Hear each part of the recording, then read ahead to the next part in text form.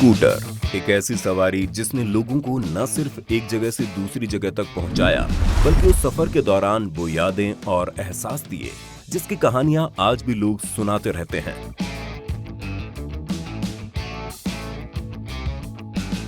Scooter के आगे की खाली जगह पर खड़ा एक बच्चा स्कूटर हैंडल से अपनी आंखें उचकाकर रास्ते को ऐसे देखता था जैसे कि स्कूटर पर खड़े होते ही उसको पंख लग गए हों।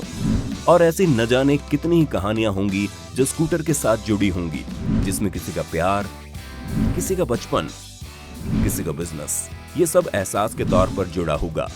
अब तक तो आपको पता चल गया होगा कि आज हम स्कूटर पर बात करने जा रहे हैं, लेकिन जिस स्कूटर की हम बात करने जा रहे हैं वो जब रास्ते पर चला तो उसने यूरोप के एक देश की तकदीर बदल दी। युद्ध में तबाह हो चुके उस देश को वापस से उसी रफ्तार पर ला दिया, जिससे कि वो देश फिर से यूरोप का एक शक्तिशाली और संपन्न देश बन सके। तो आइए जानते हैं उस स्कूटर के बनने की कहानी।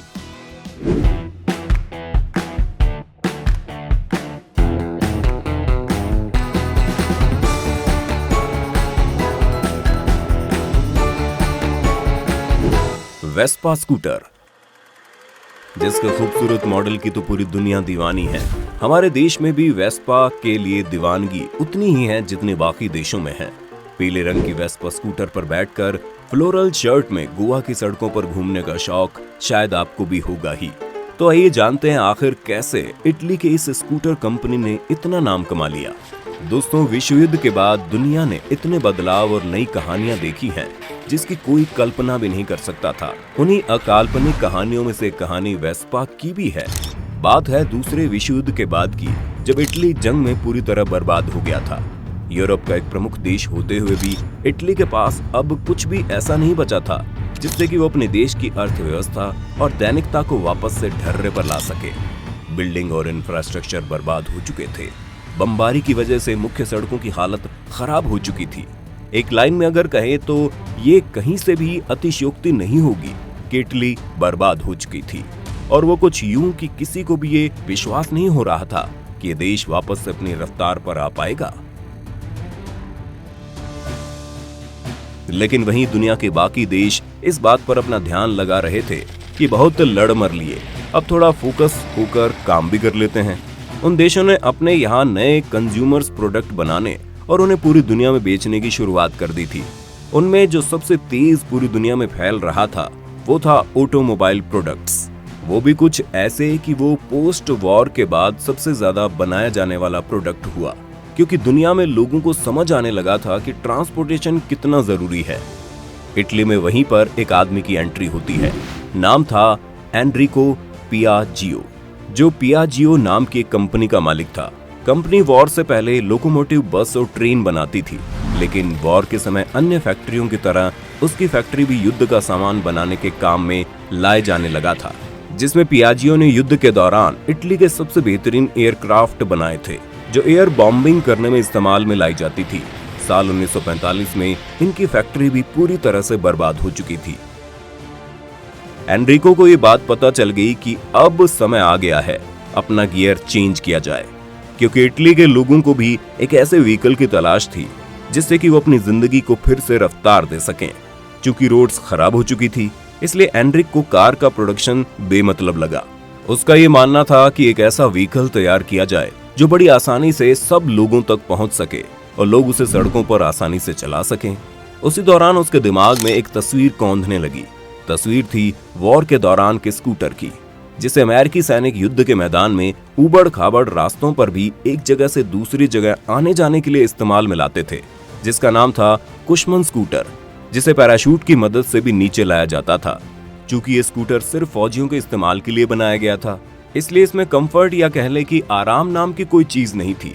साथ ही ड्राइवर के लिए कोई प्रोटेक्शन जैसा भी कुछ नहीं था। अब जब एनरिक ने ठान लिया था कि उसे इटली की अर्थव्यवस्था को वापस से रास्ते पर लाना ही है, तो उसने इसी मिलिट्री स्कूटर को आम लोगों तक पहुंचाने के बारे में सोचा।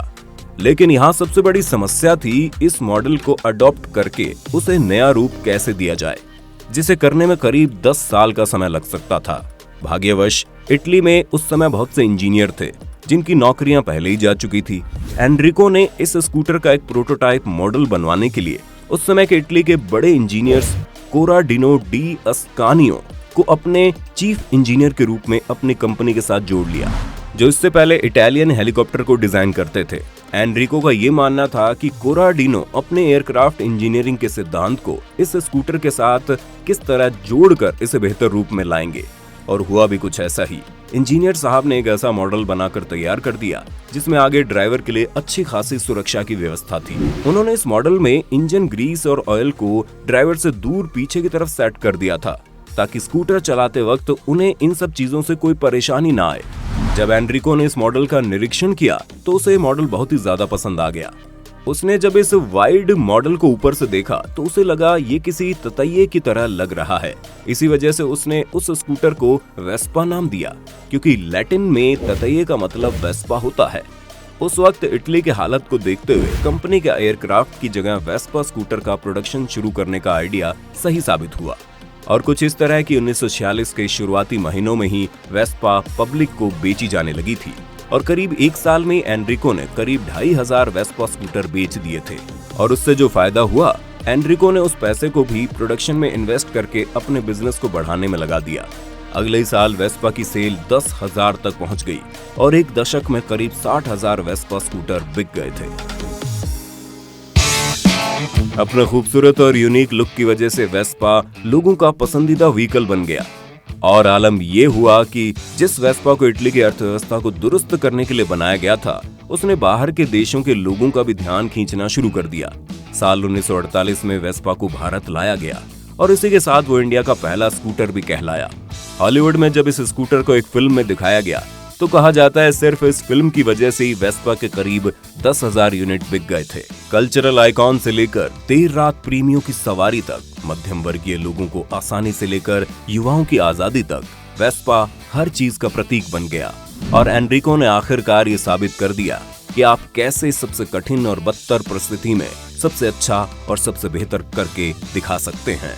साथ ही जो उसका मेन मकसद था, इटली को वापस से खड़ा करने का, वो भी आखिरकार पूरा हो गया, क्योंकि वेस्पा की डिमांड पूरी दुनिया में बहुत ज्यादा बढ़ गई थी और सब लोग वेस्पा के दीवाने हो चुके थे, जिसकी वजह से कंपनी ने इतना रेवेन्यू इकट्ठा किया कि बाकी की कंपनीज ने भी वापसी से अपनी राह पकड़ ली और काम पर लग गई। इस तरह से इटली की सूरत फिर से खूबसूरत हो गई। दोस्तों, अगर आपके पास भी स्कूटर और उससे जुड़ी कोई कहानी हो तो हमें कमेंट में बताइए। अगर आज की वीडियो आपको पसंद आई हो तो इसे लाइक करने के साथ साथ अपने दोस्तों और रिश्तेदारों के साथ जरूर शेयर करना। अगर आप ये वीडियो YouTube पर देख रहे हैं तो चैनल को सब्सक्राइब करके बेल आइकन दबा दें, और अगर Facebook पर आप ये वीडियो देख रहे हैं तो Facebook पेज को जल्दी से लाइक कर दें। फिलहाल के लिए इतना ही, अभी के लिए दीजिए हमें इजाजत। आपसे मुलाकात होगी अगली वीडियो में। शुक्रिया।